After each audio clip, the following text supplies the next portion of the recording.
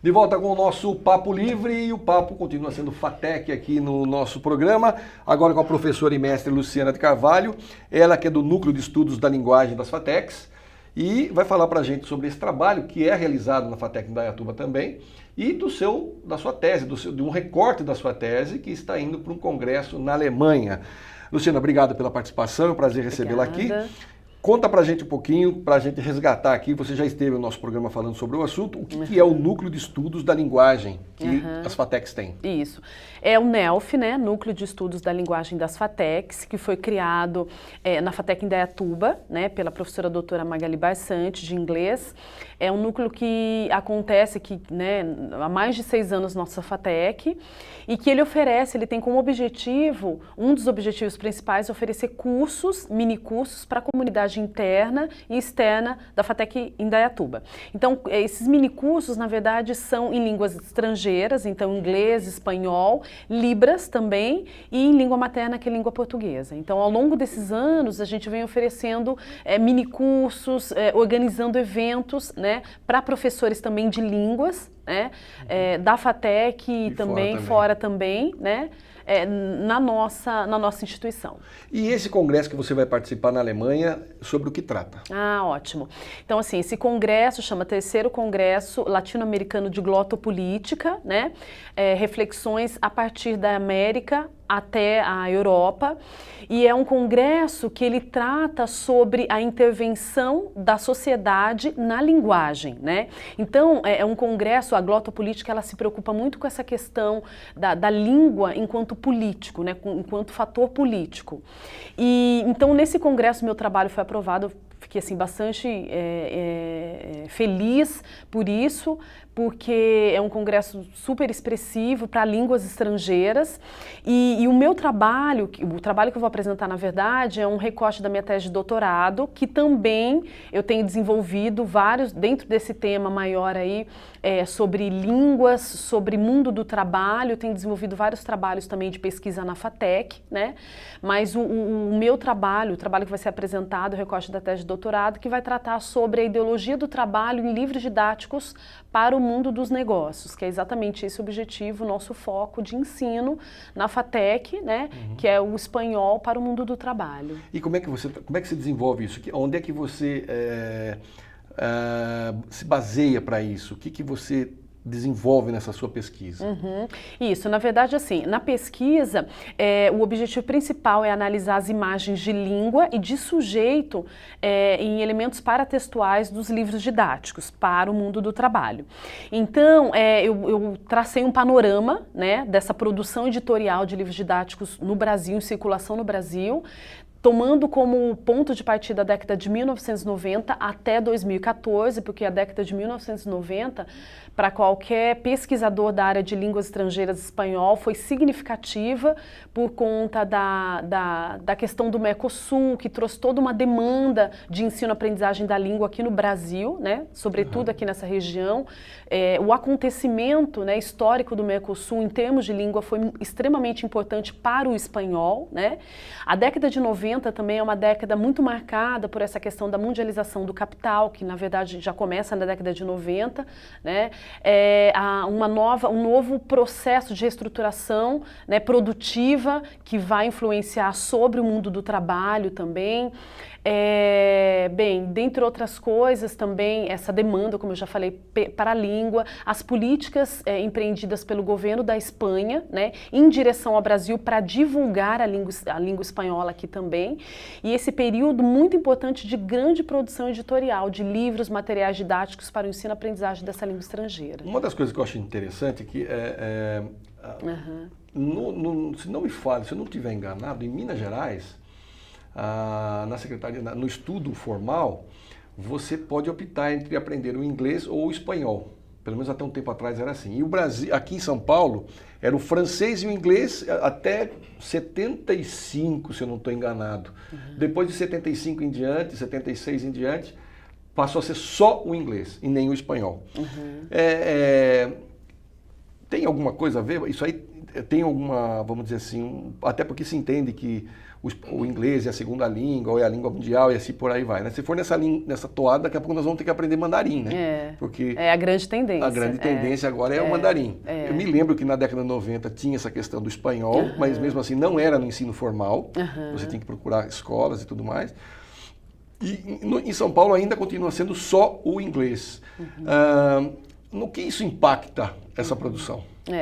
Não, isso é uma discussão assim bastante ampla, né, bastante importante, porque essa questão, então, realmente muito fortemente do espanhol na década de 90, né? O que faz, isso é um assunto da glotopolítica, é um assunto de política linguística, que faz que uma língua em determinado contexto sócio-histórico e ideológico, que ela seja muito mais forte do que outra, como você mesmo recuperou aí, então na década de 70, né, mais ou menos por aí, era o francês. Aí depois volta essa questão do inglês muito forte, como língua da cultura, como primeira língua dos negócios, como língua científica. Depois o espanhol, né? 2005 mais ou menos sofre uma queda por conta da queda do Mercosul também, né? Mas isso está relacionado a questões econômicas e políticas. É interessante porque na década de 90 a Espanha ela entra para a União Europeia porque ela era uma grande potência econômica, né? E isso faz com que essa língua também ela venha a se tornar uma língua sendo considerada uma segunda língua, né? Então, o inglês como primeira e como segunda língua, mas toda nós falamos, esse movimento de línguas mais importantes ou menos importantes tem a ver com o contexto histórico político. E aí, se para a gente analisar, o Brasil é o único país na América Latina que fala português. Não tem nenhum outro país, é tudo espanhol, né? Até em função da colonização. E é muito estranho nós aqui termos uma falta de aproximação com o meu vizinho, que fala espanhol. Sim. São questões políticas, são questões de colonização mesmo, né? O Brasil, ele representa, para o mercado editorial de livros didáticos, ele representa um grande mercado, né? Um grande potencial, não foi por isso, não foi à toa que a Espanha mirou, né, para esse mercado potencial na década de 90, né? E continua mirando, né? Porque tem uma grande produção, uma grande diversificação de materiais em circulação aqui, né? E é interessante porque assim, quando nós pensamos nos materiais didáticos, livros didáticos para os negócios, voltados para o negócio, toda a produção é da Espanha. Né? Ou seja, aqui no mercado editorial, para nós assim, até vemos essa questão do que significa, o que é uma força econômica de um país.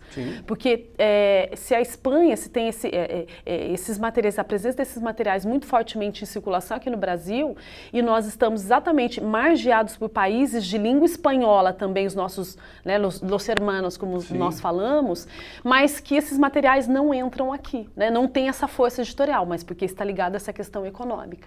Então tem todo um silenciamento, que nós discutimos isso na análise de discurso, com relação a essas variantes, com relação a esses materiais que provavelmente são produzidos também aqui na América, em menor quantidade, mas que não circulam nesse mercado, por uma questão econômica e política. E se levar em consideração que nós temos grandes empresas espanholas no Brasil, né? E muita coisa que é produzida de equipamento, tem muita coisa que vem para cá também, de tecnologia, que você acaba tendo manual em inglês e não tem ou é inglês ou é espanhol. E é uma coisa que, sei lá, no meu conceito, não cola. No Brasil, nós não temos uma política de educação, na educação formal, do espanhol fazer parte do currículo. Sim. Na verdade, assim, é uma grande questão por conta da lei, né, do espanhol, entrou aí exatamente para ser oferecido o espanhol, né, para o ensino formal brasileiro, mas que ficou só no discurso, né? É lamentável isso. Mas é uma realidade que a gente tem vivido. E assim, uma das grandes discussões também é essa questão do multilinguismo, né? Eu acho que fica muito naturalizado essa questão do inglês só como o inglês como primeira língua, né? Ou seja, não existe essa preocupação até de problematizar porque é só uma língua, né? Enquanto, na verdade, nós poderíamos, né, no ensino formal, por exemplo, o estudante ter direito ao ensino de outras línguas estrangeiras. Sem sombra de então, dúvida. essa questão do multilinguismo, ela tem que estar em voga, ela é muito importante. Se você levar em conta também que nós somos um país onde nós temos essencialmente uma colonização alemã no sul, italiana, e também de espanhóis. Veja bem, nós temos no mínimo aí três imigrantes, três núcleos de imigração fortes no Brasil, né? Fora outros, eu estou falando os maiores, né? Que passa batido, se não é, principalmente no Rio Grande do Sul ali, eles têm um aprendizado fora do ensino formal, tanto do italiano como do alemão. Não é? E eu acho que por uma questão lógica de educação, até pela composição da nossa sociedade, devia-se ter opção por outras línguas. Por outras línguas, exatamente. No estudo formal. Exatamente, multilinguismo, né? Mas isso tem a ver, novamente, com essa questão política muito forte, né? Assim, de impor, né? Lógico que não desvalorizamos o inglês, muito pelo contrário, né? É uma discussão política que nós estamos tendo aqui.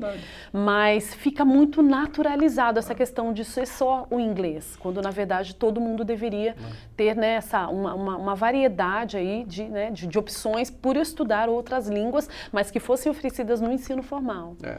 E já diz um amigo meu, se prepare, porque em breve um patrão seu será chinês, né? Do jeito que as coisas estão indo. O mandarim é a próxima bola da vez. Sim. Todo o eixo econômico está focado direcionado exatamente para a China, para os países asiáticos. É uma questão política. Né? E não tem como escapar disso. Não tem como, que influencia nas línguas. Professora Luciana, muito obrigado pela participação. Quem quiser saber mais a respeito desse núcleo, você entra lá no www.fatecindaiatuba.edu.br. Tem os cursos da FATEC, tem a informação sobre esse curso. E, claro, se quiser visitar, marca lá, dá um pulinho na FATEC, conhece um pouco mais dessa faculdade, que é uma faculdade de altíssimo nível, gratuita, você não paga nada para estudar lá. E é uma faculdade, não é o termo FATEC, muitas vezes as pessoas acham que é técnico. Não, é tecnólogo, é faculdade.